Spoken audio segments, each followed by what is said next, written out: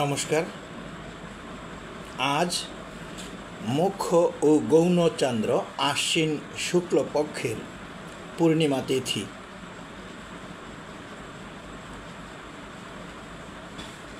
আশ্বিন 20 আশ্বিন, 19 আশ্বিন, 6 October সোমবার।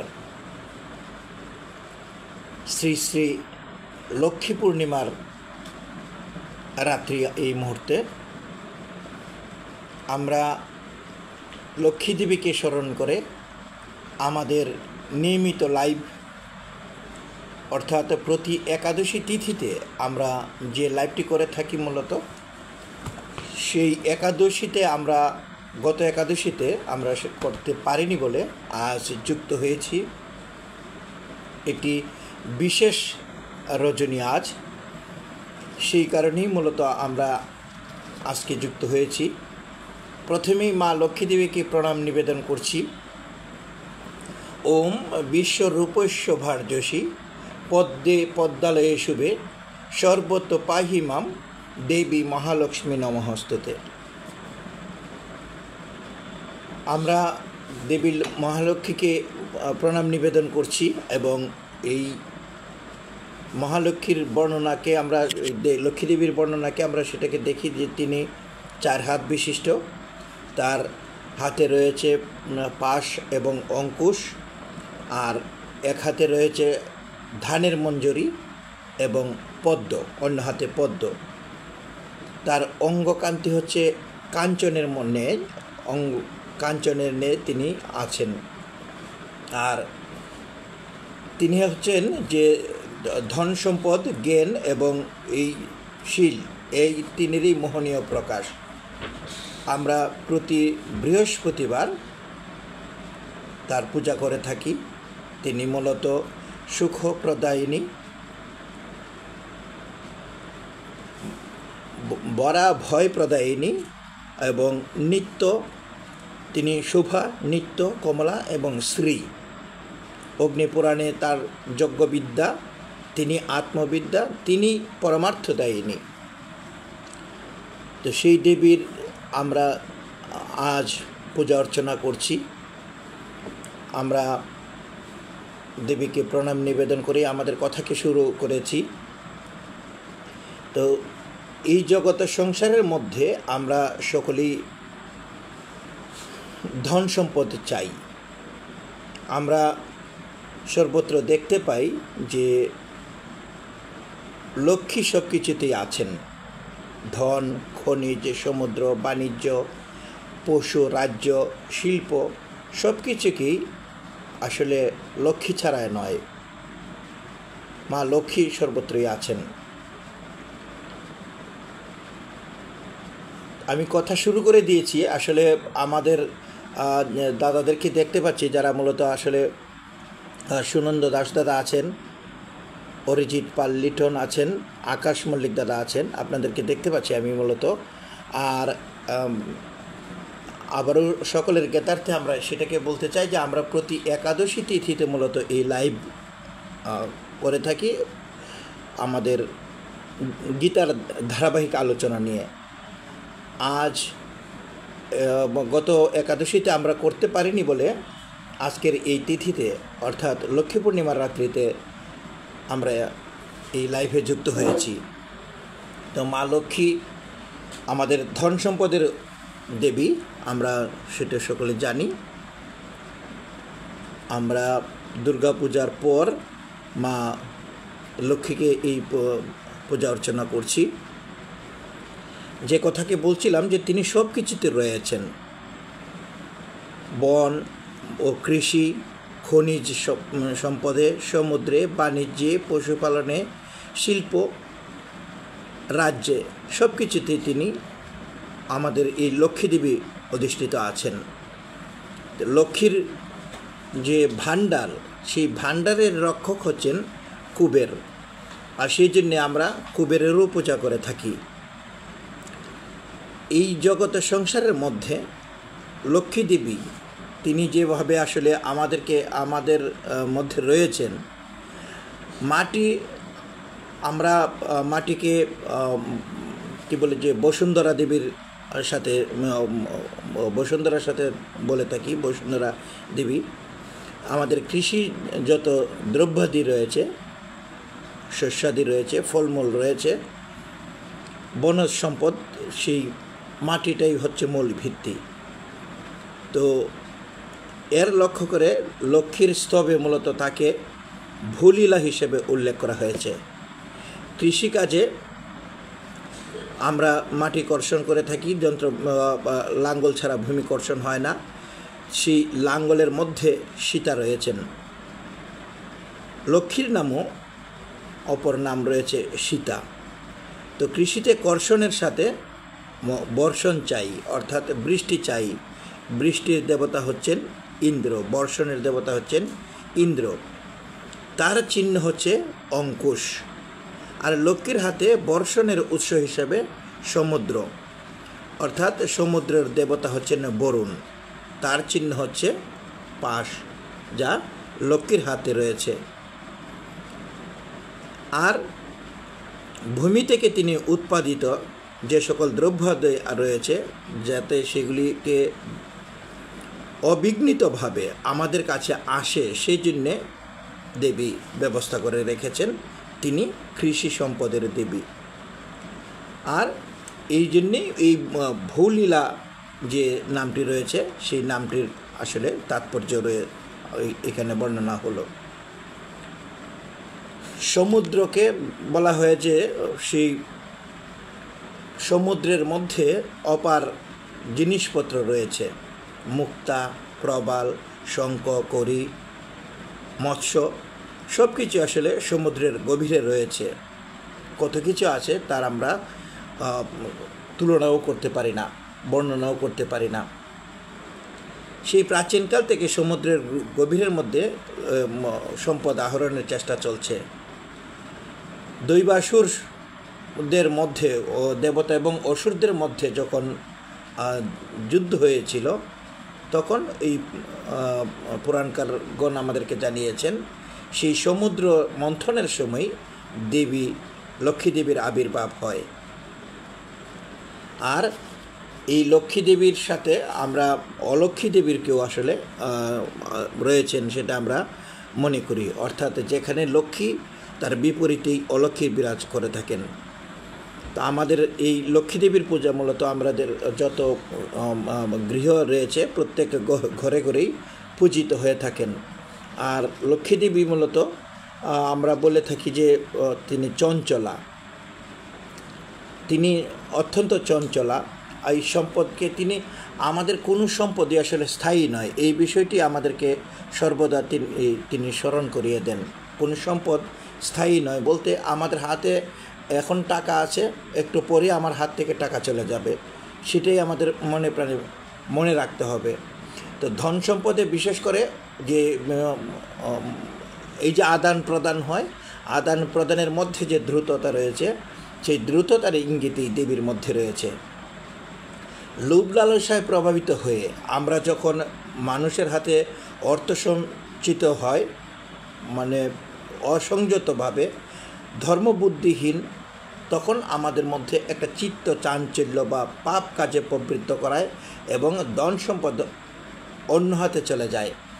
আমাদের মধ্যে যখন লোভ লালসা জাগ্রত হয় এবং মানুষের হাতে যদি অর্থ সম্পদ সঞ্চিত হয়, সেটা তার মনের মধ্যে অসংযত ধর্মবুদ্ধিহীন এবং চিত্ত চাঞ্চল্য সৃষ্টি করে, তখন পাপ কাজে প্রবৃত্ত করায়, আমাদেরকে খারাপ পথে নিয়ে যায় এবং তাতে অর্থ সম্পদ অন্যের হাতে চলে যায়। এই অর্থ সম্পদ তখন আর থাকে না। ধন সম্পদ বৃদ্ধিতে যখনই আমাদের ধন সম্পদ বেশি হয়ে যায়, তখন মামলা মোকদ্দমা, চুরি ডাকাতি, দাঙ্গা হাঙ্গামা, এমনকি যুদ্ধ বিগ্রহ হয়ে থাকে। সেইগুলিকে আমাদের অনর্থ ঘটাতে পারে। সুতরাং সেগুলিকে আমাদের সুপরিকল্পিতভাবে, সৎ সুন্দরভাবে হওয়াটা একান্ত প্রয়োজন। আর সৎ সুন্দরভাবে যদি না হয়, তাহলে ধনী ও দরিদ্রে পরিণত হতে পারে, আবার দরিদ্রও ধনীতে পরিণত হতে পারে। সুতরাং উদ্দেশ্য যেন আমাদের কখনোই অসৎ পথে না যায়, সৎ পথে থেকে আমাদেরকে লক্ষ্মী দেবীর সাথে যুক্ত থাকতে হবে। আমরা গত দুইটি স্ট্যাটাসেও সেই কথাকে বলেছিলাম, আমাদের সাথে যারা যুক্ত আছেন নিশ্চয়ই সেটা দেখেছেন। স্বয়ং লক্ষ্মীদেবী নিজে বলেছেন যে যে গৃহে মাতা পিতা, গুরু, ঈশ্বর, আত্মীয় স্বজন, অতিথি, পিতৃলোক শ্রদ্ধা ভক্তি লাভ করেন না, সেই গৃহে কখনো তিনি প্রবেশ করেন না। লক্ষ্মীদেবী অর্থাৎ যে গৃহের মধ্যে মাতা পিতার সম্মান নেই, গুরুদেবের সম্মান নেই, ঈশ্বরের ভজনা নেই, আত্মীয় স্বজনকে সম্মান করে না, অতিথিকে সৎকার করে না, পিতৃলোক যারা আছে, আমাদের পিতৃস্থানীয় বা আমাদের পূর্বপুরুষ যারা আছে, তাদের প্রতি যাদের শ্রদ্ধা ভক্তি নেই, তাদের গৃহে কখনো তিনি প্রবেশ করেন না।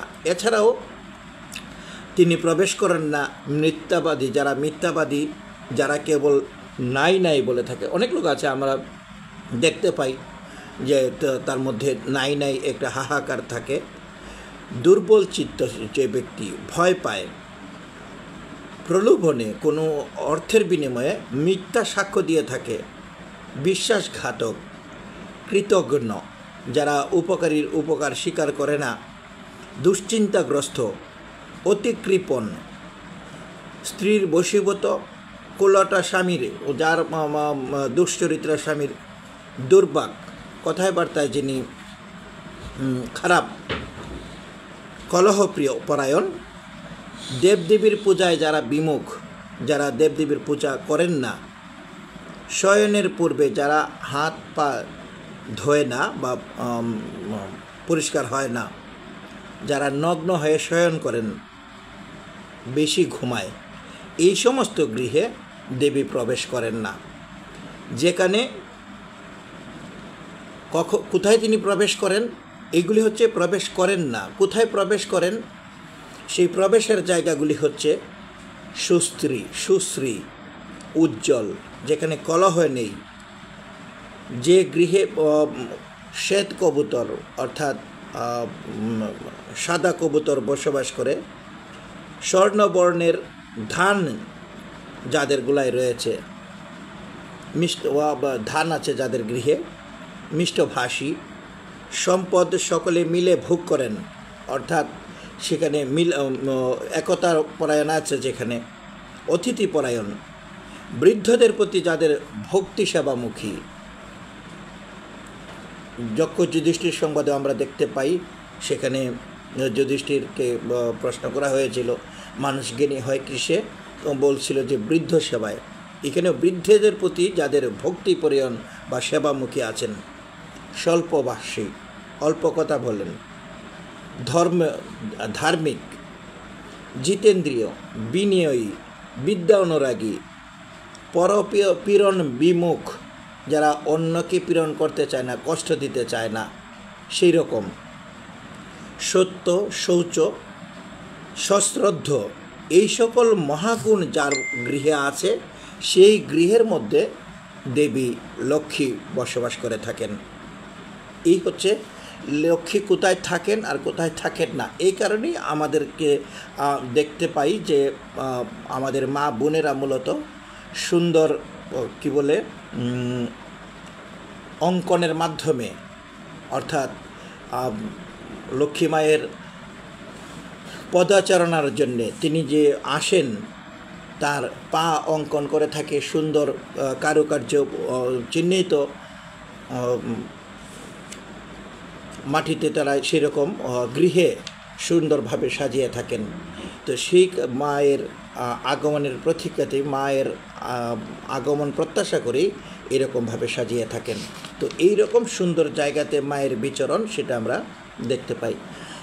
আমি আগেই বলেছি যে আমরা মূলত সাপ্তাহিকভাবেও মায়ের পূজা করে থাকি, আবার এই বছরের মধ্যে আমরা এই শারদোৎসব মা দুর্গা দেবীর পূজার পর এখন আমরা এই আজকের তিথিতে আমরা যে পূজা করছি, সেই পূজারকে বলা হয় কোজাগরী লক্ষ্মী পূজা। তো লক্ষ্মী আমরা দেখেছি যে সেই যে গৃহে সুন্দরভাবে থাকে, এই গৃহলক্ষ্মী মা বোনদেরকে গৃহলক্ষ্মী হিসেবে বলা হয়, অর্থাৎ যে সুন্দরভাবে চলে, যার চরিত্র ভালো, যিনি সংসারকে সুন্দরভাবে বেঁধে রাখেন, একত্রে থাকেন, সেই মাকে বোনকে গৃহলক্ষ্মী বলা হয়ে থাকে। গৃহলক্ষ্মী মায়ের একটি অংশ।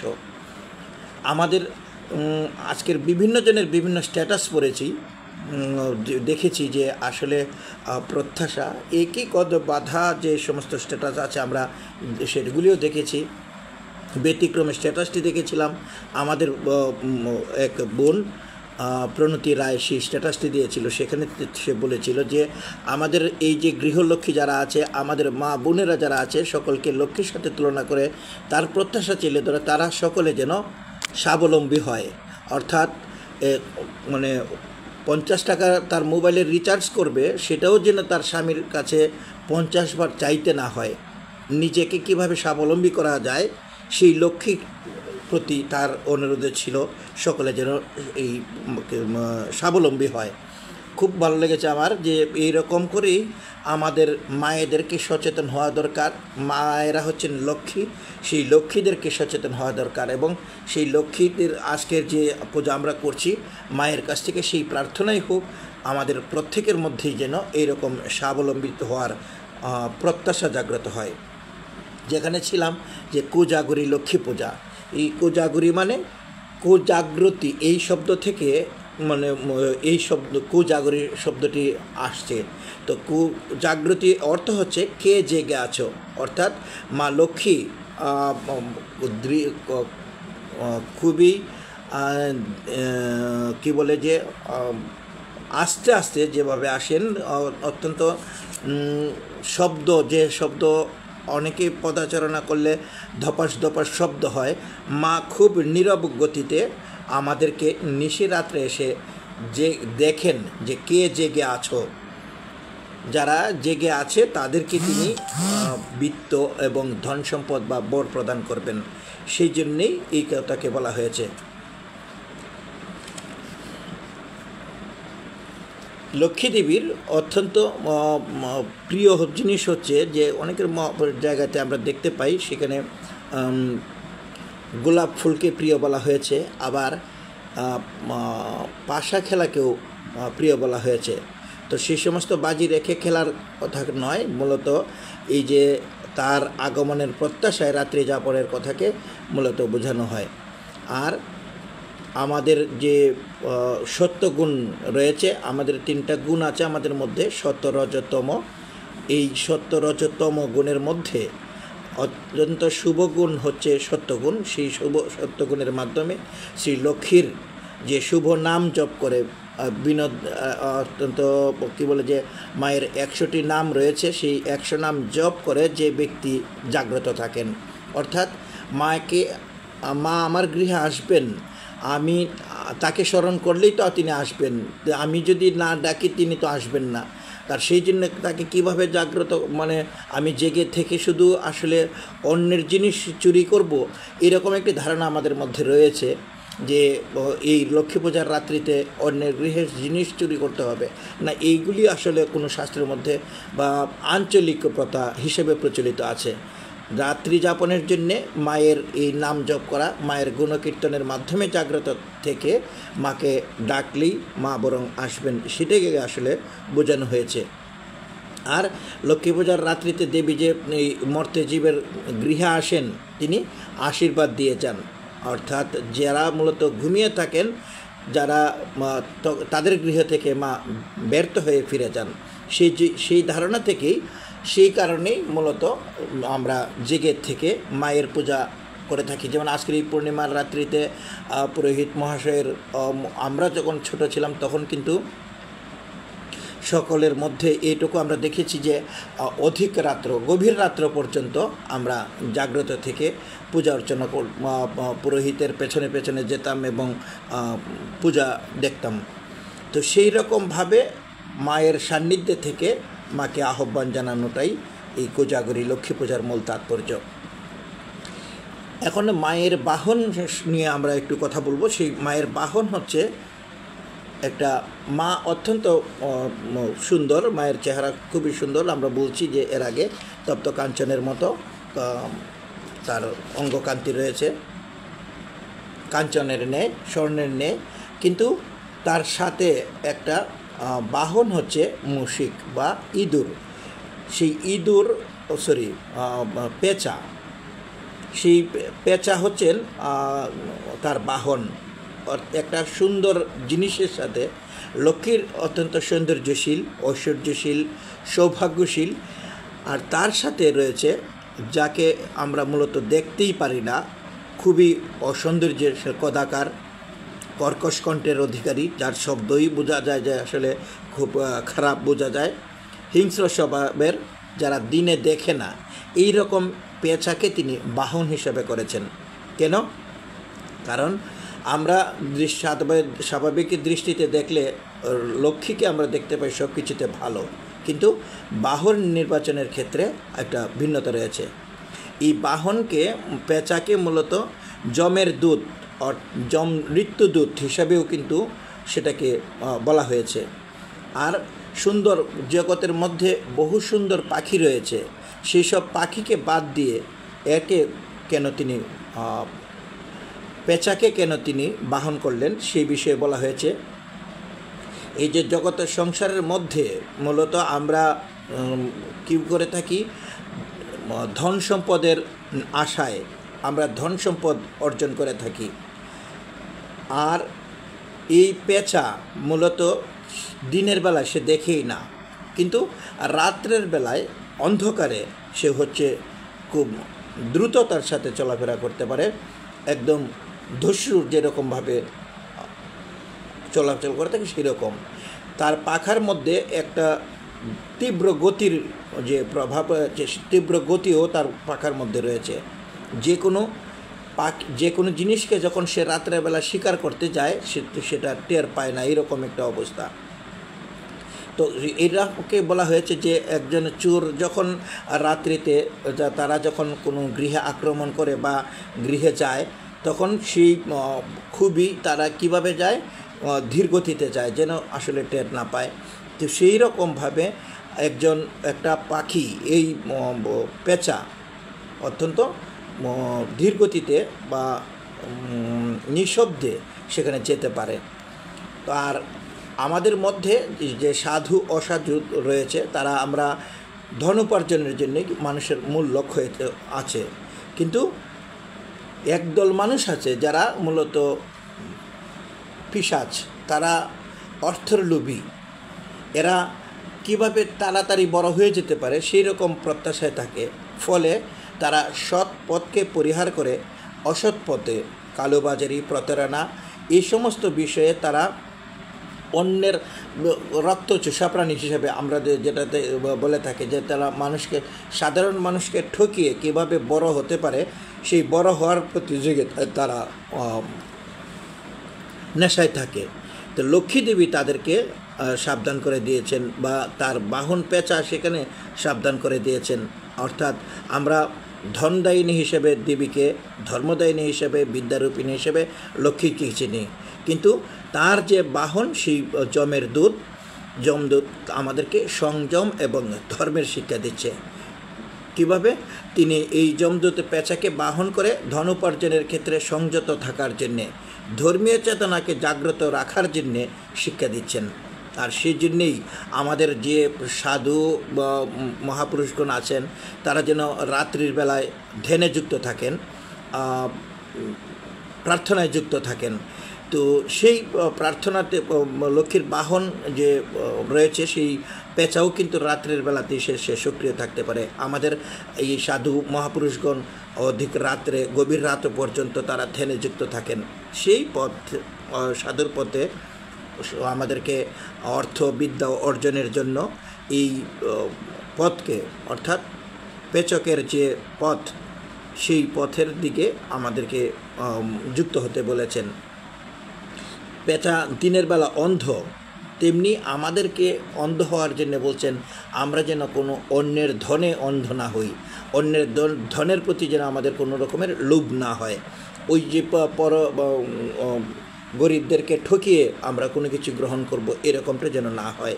সেই জন্য পেঁচা আমাদেরকে শিক্ষা দিচ্ছে যে তুমিও দিনের বেলায় এই অন্যের সম্পত্তিতে তোমার যেন লোভ না হয় সেই শিক্ষা দিচ্ছে। আর সকল প্রাণী মূলত রাত্রের বেলা ঘুমায়, কিন্তু পেঁচা জাগ্রত থাকে। এই জাগরণের শিক্ষা আমাদেরকে আমাদের সাধু মহাপুরুষগণের থেকে যে শিক্ষা, সেই শিক্ষাই দিচ্ছেন। সুতরাং আমরা এই পেঁচার থেকে এই শিক্ষা নিতে পারি যেন আমাদের পথ অত্যন্ত সুন্দর হয়, এবং ওই সাধু মহাপুরুষগণ যেরকমভাবে তার ভজনের জন্যে, যে সাধনের জন্য যে পথ থেকে তিনি চিন্তাভাবনা করেন, সেই সুন্দর পথে যেন আমরা চলতে পারি। মা লক্ষ্মীর কাছে আমাদের সেই প্রার্থনা। আমাদের ওই প্রণতি দিদি যেরকমটা প্রত্যাশা করেছিলেন, আমাদের প্রত্যেক মায়ের মধ্যে সেই রকম চিন্তাই জাগ্রত হোক। আমরা যেন সকলে শ্রীযুক্ত, লক্ষ্মীযুক্ত হতে থাকি, সর্বদা যেন আমাদের পথ সুন্দর এবং সৎ পথেই আমরা যেন বিচরণ করতে পারি, অসৎ পথে যেন আমাদের কখনো বিচরণ না হয়, এই প্রত্যাশাই আমরা মা লক্ষ্মীরকে নিয়ে আলোচনার এখানেই। আর বিভিন্ন প্রসঙ্গ রয়েছে, বিভিন্ন প্রসঙ্গগুলিকে আসলে লক্ষ্মীকে নিয়ে আলোচনা করলে, লক্ষ্মীর যেরকম আমরা ছবিতে পূজা করে থাকি, মাটির যে কী বলে সেটাকে মাটির দিয়ে প্রতিমাতে পূজা করে থাকি, আর ছোটোবেলা থেকে আমরা দেখে আসছি মায়ের একটা পট সিস্টেমের যে প্রতিমা তৈরি করা হয়, গোল আকারের যে প্রতিমা তৈরি করা হয়, সেখানেও মাটির বিচরণ থাকে। তো মাটিকে নিয়ে আমরা যেরকম কথা বলেছি, আর বাকিগুলিকে আমরা আর এই আলোচনায় আনছি না, বাট এটুকু আমরা বলতে পারি যে মায়ের বহু কথাকে ওই বিভিন্ন উপাচারের কথা, সেই সমস্ত আমরা কিছু আর আমরা আনবো না। আমাদের পরবর্তী আলোচনার দিকে যাই। আমাদের আলোচনা হচ্ছে, যে মূল আলোচনা হচ্ছে, আমরা মূলত একাদশী তিথিতে আমাদের নিয়মিত লাইভ করে থাকি। একাদশী তিথিতে আমাদের কয়েকটি শ্লোক নিয়ে, 10টি শ্লোক নিয়ে মূলত আমাদের আলোচনা করি। আমরা গত আলোচনায় শ্রীমদ্ ভগবদ গীতার 6ষ্ঠ অধ্যায়, যে ষষ্ঠ অধ্যায় অভ্যাস যোগ বা ধ্যান যুগের 30 নম্বর শ্লোক পর্যন্ত পাঠ করেছিলাম। তো আমি আজ এই মায়ের আলোচনার শেষে এখন আমরা গীতার আলোচনায় প্রবেশ করি। সেখানে 31 থেকে 40 পর্ব, আর বাকিগুলি 7টা শ্লোক রেখে দেব পরের একাদশীতে আমরা পাঠের সাথে, এবং সারা অধ্যায়কে নিয়ে সংক্ষিপ্ত একটা আলোচনার মাধ্যমে এই অধ্যায় শেষ করব। তো যারা নিয়মিত যুক্ত থাকে তাদেরকে আবারও ওই কথাগুলিকে আমাদের স্মরণ করানো নয়, যারা মূলত নতুন যুক্ত হয় তাদেরকেই স্মরণ করানোর জন্যেই এই কথাগুলিকে বলা। তো আমরা আর কথা বাড়াচ্ছি না, আমি শ্রীমদ্ ভগবদ গীতার 6ষ্ঠ অধ্যায় ধ্যান যুগের শ্লোক নাম্বার 31 থেকে 40 পাঠ করছি। হ্যাঁ, সুনন্দ দাদার কমেন্ট আমরা পড়ছি যে লক্ষ্মীদেবী বৈশ্য বর্ণের চিহ্ন বহন করে। হ্যাঁ, লক্ষ্মীদেবী বৈশ্য, আর শূদ্র হচ্ছেন গণপতি গণেশ, কার্তিক হচ্ছেন ক্ষাত্র শক্তির প্রতি ক্ষত্রিয়, আর ব্রাহ্মণ শুভ্রবর্ণের সরস্বতী দেবী হচ্ছেন ব্রাহ্মণ বর্ণের। তো সেইগুলিকে আমরা আমাদের আজকের আলোচনা, লক্ষ্মীর আলোচনায় আমরা সেটাকে আনলাম না। আমরা দুর্গা পূজার আলোচনার দিন কিছুটা হয়তো করেছিলাম। আর এইরকম লক্ষ্মী সম্পর্কে আরও প্রশ্ন কারোর মধ্যে যদি থাকে, আমরা সেই প্রশ্নগুলি নিয়ে আলোচনা করব পরবর্তীতে গীতা পাঠের পরে, অথবা কমেন্টের উত্তরের মাধ্যমে। তো আমি গীতা পাঠে যাচ্ছি। ওম নমো ভগবতে বাসুদেবায়। শ্রীমদ্ ভগবদ গীতা 6ষ্ঠ অধ্যায় অভ্যাস যোগ। শ্রী ভগবানুবাচ। শ্লোক 31। সর্বভূত স্থিতং যো মাম ভজতি একত্বমাস্থিতঃ সর্বতা বর্তমানোপি সযোগী ময়ি বর্ততে।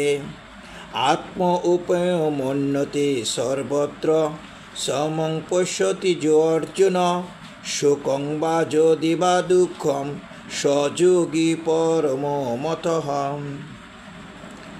অর্জুন উবাচ।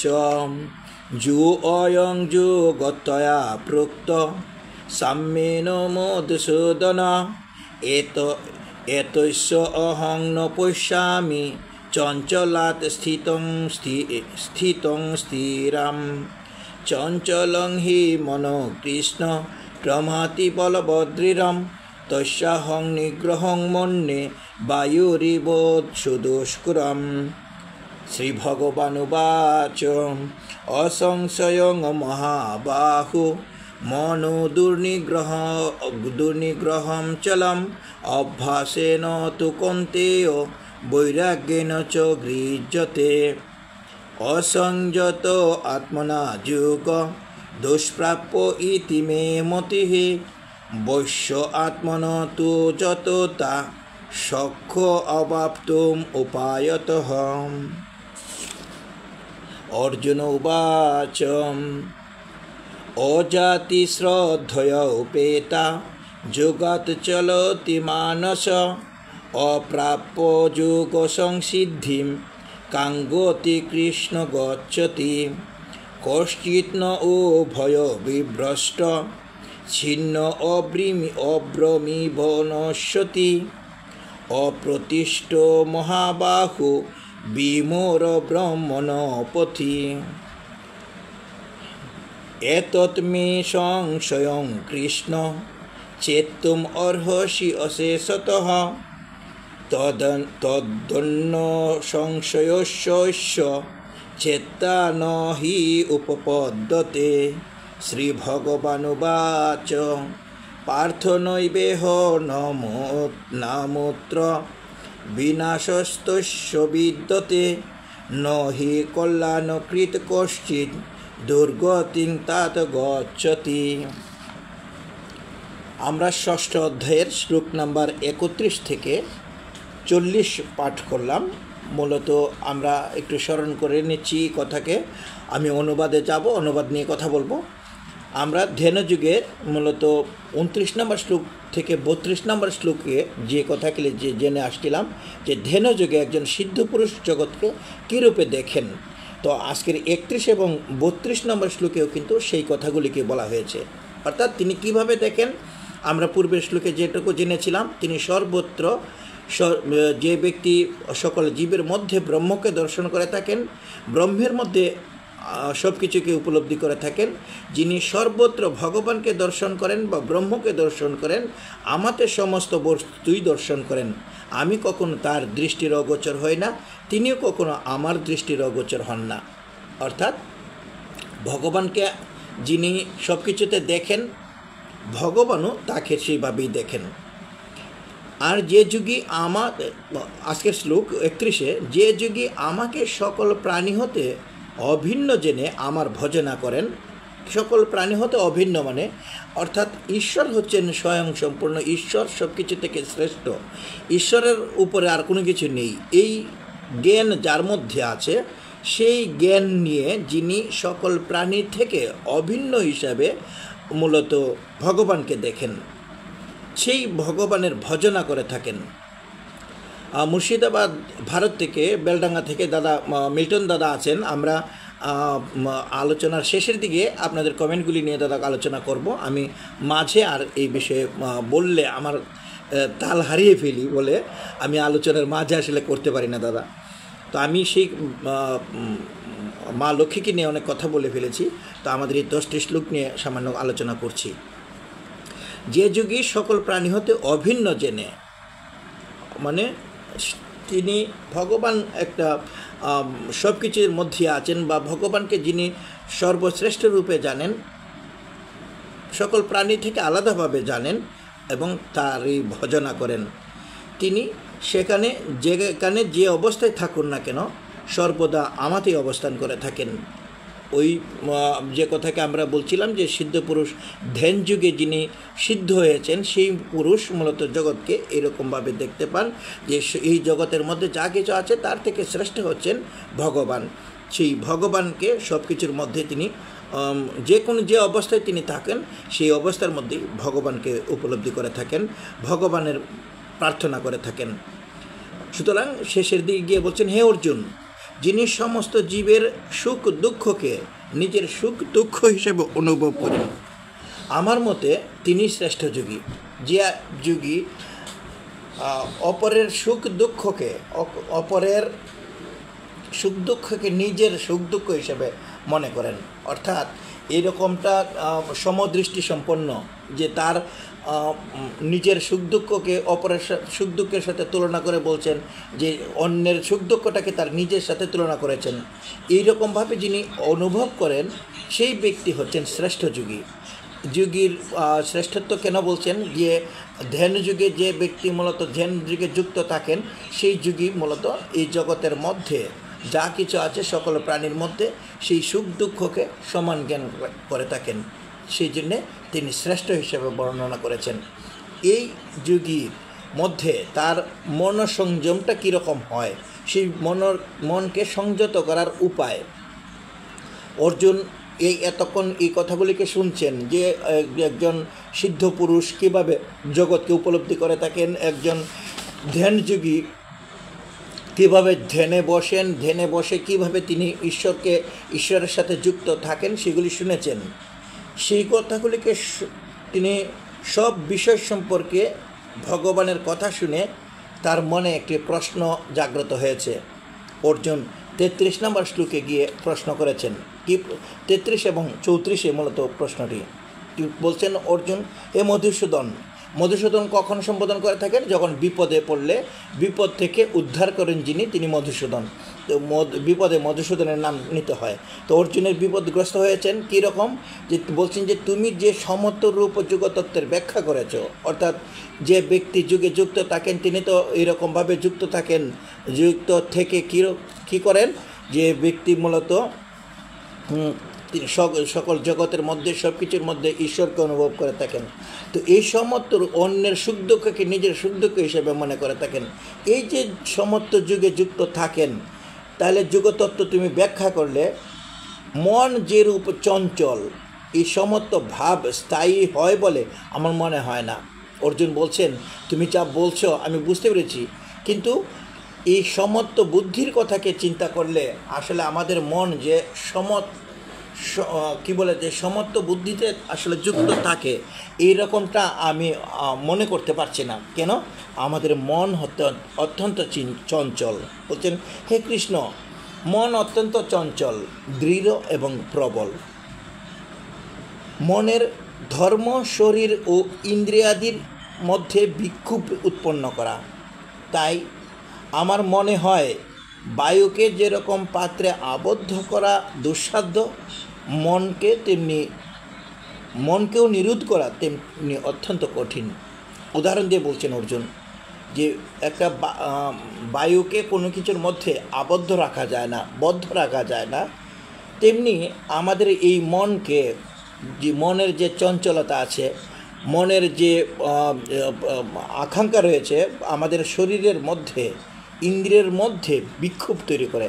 আমার মনকে বলে সেটা করো, আমার চোখকে বলছে সেই জিনিসটা তুমি দেখো, আমার হাতকে বলছে এই কাজটা তুমি করো। এইরকমভাবে প্রচণ্ড বিক্ষোভ তৈরি করে, অর্থাৎ তাকে সেই গতিতে নিয়ে যাওয়ার জন্য চেষ্টা করে। এই যে মন এইভাবে আসলে বিক্ষোভ তৈরি করে, তাহলে আমার এই মনকে কীরকমভাবে, বাতাসকে যেরকমভাবে বদ্ধ রাখা যায় না, নিরোধ মনকেও এরকমভাবে কোনো কিছু থেকে আসলে ওই চাওয়া পাওয়ার বিষয়গুলি থেকে, ইন্দ্রিয়ের বিষয়গুলি থেকে নিরোধ করা সম্ভব নয়। এটা অত্যন্ত কঠিন বলে সম্বোধন করে, সম্ভব নয় বলেননি, অত্যন্ত কঠিন বলেছেন। তাহলে এর উত্তরে ভগবান কি বলছেন? 35 নম্বর শ্লোকে 33-34 এই কথা বলছেন, মনকে কিভাবে সংযত করা যায়। 35 এবং 36 গিয়ে ভগবান উত্তর দিয়ে জানিয়েছেন, বলছেন যে হে মহাবাহু, তিনি যার 2 হাতকে সমান তালে চালাতে পারেন তিনি হচ্ছেন মহাবাহু।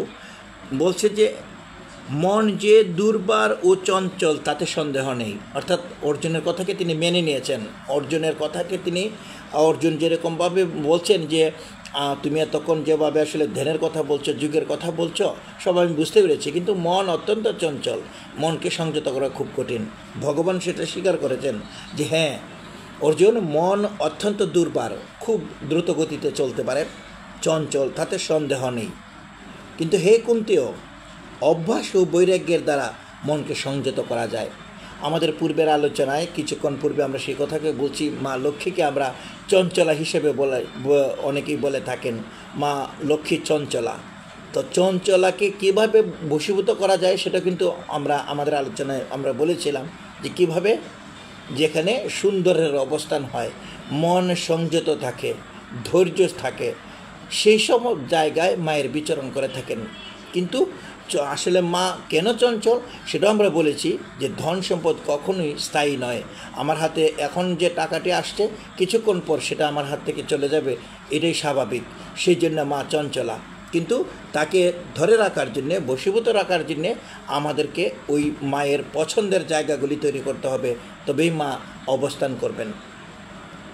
ঠিক এইরকমভাবে আমাদের অভ্যাস এবং বৈরাগ্যের দ্বারা, আমার অভ্যাসটা কি, আমি বারবার একটা জিনিসকে চেষ্টা করা, আর বৈরাগ্য হচ্ছে আমাদের এই জাগতিকে বিষয়ের আসক্তি থেকে দূরে করা, নিজেকে মুক্ত রাখা। তাহলে এই দুইটাকে যখন আমরা দূরে করতে পারবো, তখন একে সংযত করা যায়, মনকে স্থায়ী করা যায়। অভ্যাস এবং বৈরাগ্যের দ্বারা যার চিত্ত সংযত হয়নি, তার পক্ষে অত্যন্ত দুষ্প্রাপ্য, এটাই আমার অভিমত। অর্থাৎ যার মন সংযত নয়, তার পক্ষে মনকে চঞ্চল মনকে স্থায়ী করা সম্ভব নয়। কিন্তু যার মন সংযত এবং যিনি যথার্থ উপায় অবলম্বন করে মনকে বশ করতে চেষ্টা করেন, তিনি অবশ্যই সিদ্ধি লাভ করবে থাকেন। যার মন সংযত, সংযত মনটা কীরকম, যেরকম আমরা দ্বিতীয় অধ্যায়ে জেনেছি, যিনি মূলত তার মনকে এরকমভাবে একটা কচ্ছপের খোলা বাক্সের, কচ্ছপ যেরকমভাবে তার ইন্দ্রিয়গুলোকে, কোনো কিছু দেখলেই ইন্দ্রিয়গুলোকে তার ভিতরে নিয়ে যেতে পারেন, তেমনি যুগে যুক্ত ব্যক্তি যেরকমভাবে সিদ্ধি লাভ করেছেন, ধ্যানে যুক্ত ব্যক্তি তার মনকে সংযত রাখতে পারেন। তিনি ধ্যানে বসেছেন, আমরা সেটা থেকে দেখেছি যে তিনি বেশি আহার করেন না, বিহার বেশি করেন না, তিনি হাঁটা চলা যত পর্যাপ্ত পরিমাণে করেন, তার সব কিছু পরিমিত থাকে। ওই রকমভাবে তার বাড়তি চাওয়া প্রত্যাশা থাকে না। ওই রকম ব্যক্তি যিনি আছেন, যার চিত্তকে সংযত করতে পারেন, তার যথার্থ এইভাবে মনকে চেষ্টা করেন, সেই ব্যক্তি সিদ্ধি লাভ করে থাকেন। এই সিদ্ধি লাভের জন্যে তিনি সর্বদা চেষ্টা করতে পারেন। আর অর্জুনের এই কথা শুনেছেন, অর্জুনের এই উত্তরে তিনি জেনেছেন যে মনকে কীভাবে আসলে সংযত করা যায়। এবার আবার তার মনের মধ্যে প্রশ্ন জাগ্রত হয়েছে। 37, 38, 39 নম্বর শ্লোকে গিয়ে তিনি আবার সেই কথাগুলিকে, তার মনের যে মনকে তিনি কীভাবে আসলে সংযত করবেন সেটা জেনেছেন, কিন্তু তারপরেও তার মনের মধ্যে আরেকটা প্রশ্ন জাগ্রত হয়েছে। বলছেন যে, হে কৃষ্ণ, যিনি প্রথমে শ্রদ্ধা সহকারে যোগ অভ্যাসে প্রবৃত্ত হন, কিন্তু যত্নের অভাবে যদি কোনো শেষকালে যোগভ্রষ্ট হন, যোগ প্রাপ্তির পরিবর্তে তার কি গতি প্রাপ্ত হবে? যিনি তিনি মূলত শ্রদ্ধা সহকারে ভক্তি নিয়ে ঈশ্বরের প্রতি তার মন প্রাণকে সমর্পণ করে যিনি প্রার্থনায় যুক্ত হয়েছেন, ধ্যানে যুক্ত হয়েছেন, কিন্তু যত্নের অভাবে কোনো কারণে তার এই যুগে থেকে তিনি ভ্রষ্ট হয়েছেন, সরে গিয়েছেন, তাহলে তার কি গতি হবে?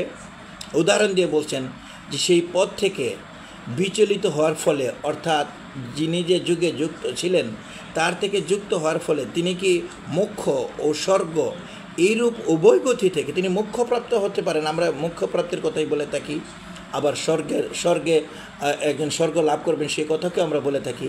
তাহলে স্বর্গ মোক্ষ এই উভয় গতি থেকে তিনি কি ছিন্ন বিচ্ছিন্ন মেঘখণ্ডের মতো নাশপ্রাপ্ত হয়ে যাবেন?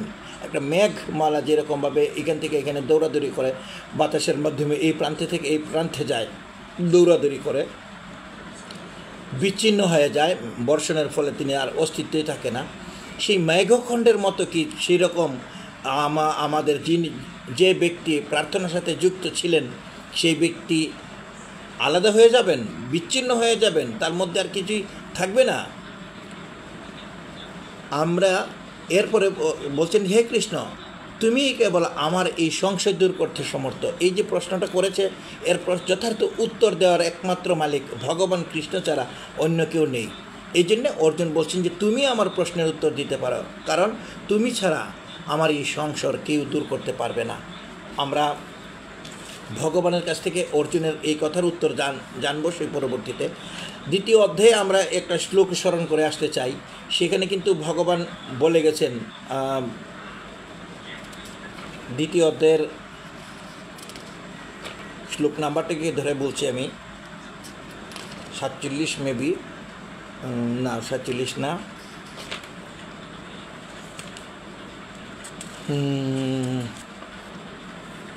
অর্থাৎ সেইখানে বলছেন ভগবান যে যতটুকু কর্ম করে তার থেকে তিনি পিছিয়ে যান না, তিনি এগিয়ে যান। আমরা ভক্তির সাথে, ঈশ্বরের সাথে যে যতটাভাবে আমরা যুক্ত থাকি, সেই যুক্ত থেকে আমাদের কিন্তু গতিটা সেইভাবেই এগিয়ে যায়। আমরা ঈশ্বরের কাছ থেকে এসেছি, আমাকে আবার ঈশ্বরের কাছে যেতে হবে। কিভাবে যেতে হবে? তার কর্ম করার মাধ্যমে। সেই কর্ম করলেই আমরা তার কাছে যেতে পারবো। 40 নম্বর, দ্বিতীয় অধ্যায়ের 40 নম্বর শ্লোকে সেই কথাকে তিনি বলে এসেছেন যে নেহা বিক্রম নাশস্তি প্রত্যাবায়ু ন বিদ্যতে স্বল্পম অপৈশ্য ধর্মস্য ত্রায়তে মহত ভয়াত। মহাভয় থেকে তিনি উদ্ধার করে থাকেন। কীরকম? মহাভয়টা হচ্ছে মৃত্যুর ভয়টাই মহাভয়, এটাকে বলা হয়েছে মহাভয়। তো ভয়, এই ভয়টাকে কে মুক্ত করতে পারেন? বলছেন নিষ্কাম কর্মের অনুশীলন কখনো ব্যর্থ হয় না। আমরা যে যুগের সাথে যুক্ত থাকি, ঈশ্বরের উপাসনা করে থাকি, আমরা যে যতটুকু করি আমরা সেটা ব্যর্থ হয় না। কিভাবে ব্যর্থ হয় না? আমাদের বলছেন যে সমবুদ্ধির সাথে যদি জ্ঞান হয় তাহলে কর্মবন্ধন থেকে মুক্ত হতে পারে, এবং নিষ্কাম কর্মের যে অনুশীলন ব্যর্থ হয় না। এর ত্রুটি বিচ্যুতজনিত পাপ হয় না। ওই যে তিনি ক্ষণিকের জন্যে যদি সরে যান, সেখান থেকে সরে গেলে তার কোনো রকমের পাপ হয় না, এবং এটি অনুষ্ঠিত হলে কখনো বিপরীত ফল প্রদান করেন না। আমার জ্বর হয়েছে, আমার জ্বরের ক্ষেত্রে আমি প্যারাসিটামল খাবো, কিন্তু প্যারাসিটামলকে না খেয়ে যদি আমার অন্য কোনো একটা বড়ি খাই, তাহলে আমার কিন্তু সেটা প্রতিক্রিয়া হবে, আমার শরীরে একটা উল্টাপাল্টা প্রতিক্রিয়া হবে। কিন্তু ভক্তিযুগে যুক্ত ব্যক্তি যদি ভক্তি থেকে সরে যান, ঈশ্বরের সাথে যুক্ত ব্যক্তি কোনো কারণে সেখান থেকে যদি বিচ্যুত হয়ে যান, ঈশ্বর সেটাকে বলছেন তিনি আজ হোক কাল হোক তিনি কিন্তু আবার সেই ভক্তিপথে ফিরে আসবেন। সেই জন্য তিনি দূরে সরে গেলেও তার কোনো ক্ষতি হয় না। যেরকমটা আমরা বলি যে কোনো ছাত্র যদি পঞ্চম শ্রেণী পড়াশোনা করার পরে তার কোনো কারণে পারিবারিক কোনো সমস্যার কারণে তিনি 1 বছর পড়াশোনা করতে পারেননি, অর্থাৎ পঞ্চম শ্রেণী পর্যন্তই তার পড়াটা বন্ধ ছিল, এরপর আর করতে পারেননি। আর 1 বছর পরে তিনি আবার এসে ক্লাস 1-এ ভর্তি হবেন না, পঞ্চম শ্রেণী পর্যন্ত পড়েছিলেন, তিনি 6ষ্ঠ শ্রেণীতে আবার ভর্তি হতে পারবেন। ঠিক তেমনি ভগবানের সাথে যুক্ত থেকে যারা ভগবানের কাজ করেন, ভগবানের পথে থাকেন, সেই ভগবানকে তারা ভগবানের পথে এগিয়ে যান। যে যতটুকু ভালো কাজ করেন ততটুকু এগিয়ে থাকেন। পরবর্তীতে আবার সেই পথ থেকে যখন বিচ্যুত হয়েছিলেন, সেই পথ থেকে আবার এই পথে ফিরে আসলে তার পথ এগিয়ে থাকে। এখানে বিপরীত কোনো ফল প্রদান করে না, অর্থাৎ তিনি যেখান থেকে সরে গেছেন এর ফলে আবার তিনি খারাপ ফল পাবেন এইরকমটাই নয়, যেরকম আমরা ওষুধের উদাহরণ দিয়ে বললাম। তো সেই রকমভাবে ভগবানকে অর্জুন প্রশ্ন করেছেন যে সেখান থেকে আসলে তারা কি স্বর্গ প্রাপ্তি হবে নাকি মোক্ষ প্রাপ্তি হবে, এই সমস্ত থেকে তার কি বিচ্ছিন্ন হয়ে যাবে দূরে? আমরা পরবর্তীতে উত্তরের মধ্যে সেটা জানতে পারবো। আর ভগবানকে বলছেন যে তুমি ছাড়া এই প্রশ্নের উত্তর আমাকে কেউ দিতে পারবেন না। এর মানে এটা কি? যে তিনি এত দিন পর্যন্ত এই 1 থেকে 6 অধ্যায়ে ভগবানের যে কথাকে শ্রবণ করেছেন, তার বাল্য সখা বাল্য বন্ধু হিসেবে দেখে আসছেন, কিন্তু এখন তিনি বুঝতে পারছেন যে তিনি ঈশ্বর, ভগবান যে তার থেকে আলাদা জ্ঞান সম্পন্ন, তিনি যে স্বয়ং ভগবান, এটা কিছুটা হলেও তার বোঝার জন্যে, তার কিছুটা হলেও তার জ্ঞান ওই দিকে আসছে, তার থেকে শ্রেষ্ঠ এই বিষয়টা তিনি বুঝতে পেরেছেন বলেই ভগবানকে বলছেন যে তুমি আমার এই সংশয় দূর করতে ব্যর্থ।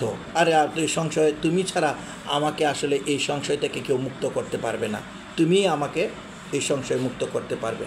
তো ভগবান উত্তর দিচ্ছেন যুগভ্রষ্ট ব্যক্তি, অর্জুন বলছেন যে যুগভ্রষ্ট ব্যক্তি যদি যুগে থেকে সরে যায় তাহলে তার কী গতি হবে, ভগবান উত্তরে জানাচ্ছেন। আমরা 40 থেকে 45 নম্বর শ্লোকে গিয়ে, অর্থাৎ শেষ শ্লোক পর্যন্ত এই কথাগুলি আলোচনা হচ্ছে। আমরা 40 নম্বর শ্লোকটা শুধু টাচ করে দিচ্ছি এরকম, যে বলছেন যে হে পার্থ, যুগভ্রষ্ট ব্যক্তির ইহলোক এবং পরলোকে কোনো দুর্গতি হয় না, কারণ হে বৎস, কল্যাণকারী অর্থাৎ শুভ কাজে রত ব্যক্তির কোনো রকমের দুর্গতি প্রাপ্ত হন না।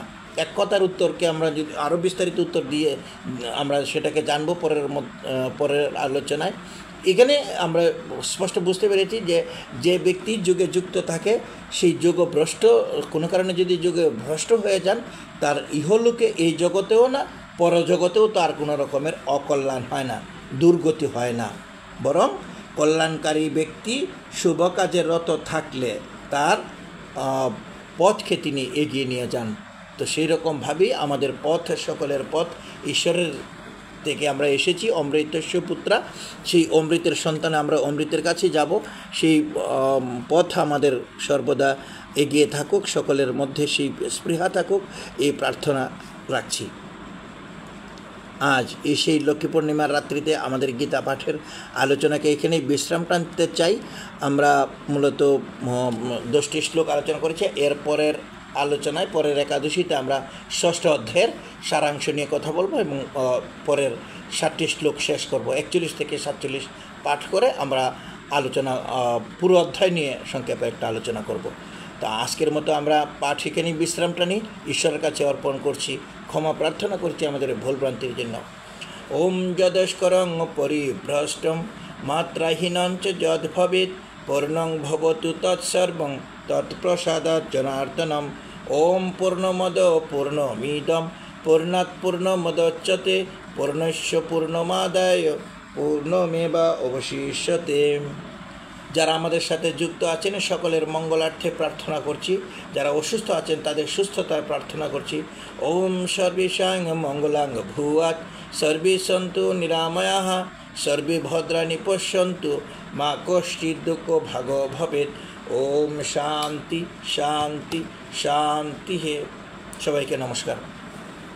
এবার আমরা লাইভের যারা যুক্ত আছেন তাদের কমেন্টগুলিকে একবার একটু দেখে নিচ্ছি। আমাদের বন্ধু যুক্ত আছেন দর্পণ ঘোষ, অনেকগুলি কমেন্ট করেছিস বন্ধু, আমি সেটাকে দেখছি। আমাদের সুনন্দ দাদা যুক্ত আছেন আমাদের সাথে বৈশাখী পাল দিদি। তো কমেন্টের মধ্যে এরকম কোনো প্রশ্ন আছে কিনা আমরা সেটাকে দেখে নিচ্ছি। আমাদের আকাশ মল্লিক দাদা শুভকামনা জানিয়েছেন, মায়ের প্রণাম, মাকে প্রণাম নিবেদন করেছেন লক্ষ্মী মায়ের প্রতি। আর সুরেন্দ্র দাদা বলছেন যে ভালো লাগলো। আমাদের সাথে মিল্টন চক্রবর্তী দাদা কোচবিহার আর মুর্শিদাবাদ থেকে যুক্ত আছেন। দাদা কে আছেন এই মুহূর্তে জানি না। 6ষ্ঠ অধ্যায়ের আলোচনাকে আমরা যতটুকু পেরেছি সংক্ষেপে করার চেষ্টা করেছি।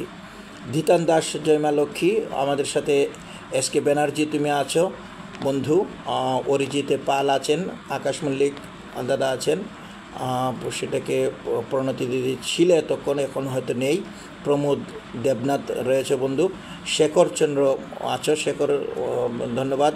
রিঙ্কি রায়, রিঙ্কি তোমার বিশ্বাস করো আমি তোমাকে মাঝে মাঝে মেসেজ করতে গেলে তোমার এই নামটাই আমি ভুলে যাই, যে কারণে তোমাকে মেসেজ দেওয়া হয়ে ওঠে না অনেক সময়। পপি দত্ত যুক্ত আছো, পপি দত্ত গুপ্ত, অনেক ধন্যবাদ। তুমি দীর্ঘদিন পর তোমাকে আসলে সাথে পেলাম। মা লক্ষ্মী তোমার মঙ্গল করুন, সবাইকে নিয়ে ভালো থাকো এই প্রত্যাশা রাখছি।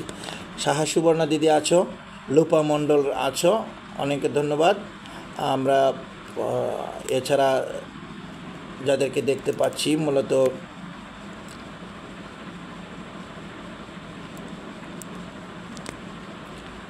মৃদুলা দাস, মৃদুলা তুমিও আছো, আমাদের এই লাইভে যুক্ত হওয়ার জন্য তোমাকে ধন্যবাদ জানাই।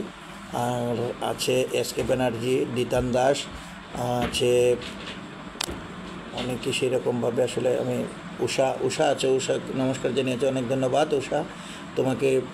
এই লক্ষ্মী পূর্ণিমার রাত্রিতে মা লক্ষ্মীর কৃপা বর্ষিত হোক এই প্রত্যাশা রাখছি। শুভঙ্কর মন্নাথ বন্ধু আছো তুমি যুক্ত, আমাদেরকে লাইভে যুক্ত হওয়ার জন্য তোমাকে ধন্যবাদ জানাচ্ছি। আর যারা আছে মনোরঞ্জন গোপ দাদা আছেন। মনোরঞ্জন গোপ দাদা মূলত আমাদের বন্ধু মতিলাল গোপের বড় ভাই, তিনি আমার প্রতিবেশী। দাদাকে যুক্ত হওয়ার জন্য ধন্যবাদ। প্রিয়তুষ দাস যুক্ত আছিস আমাদের এলাকা থেকে, ধন্যবাদ তোকেও। আর যারা এছাড়াও কমেন্ট করেছেন, আমাদের অমল জ্যোতি দাস দাদা আছেন। দাদা, আপনার প্রতি আমার বিনম্র শ্রদ্ধা। ঈশ্বর আপনার মঙ্গল, মা লক্ষ্মী আপনার মঙ্গল করুন, সেই প্রত্যাশা রাখছি। আলোচনাকে আমরা আসলে একটু এইভাবে করতে চাই যে সত্যি ধরেন 1 ঘন্টার উপরে আলোচনা করলে ঠিক থাকে না সবার।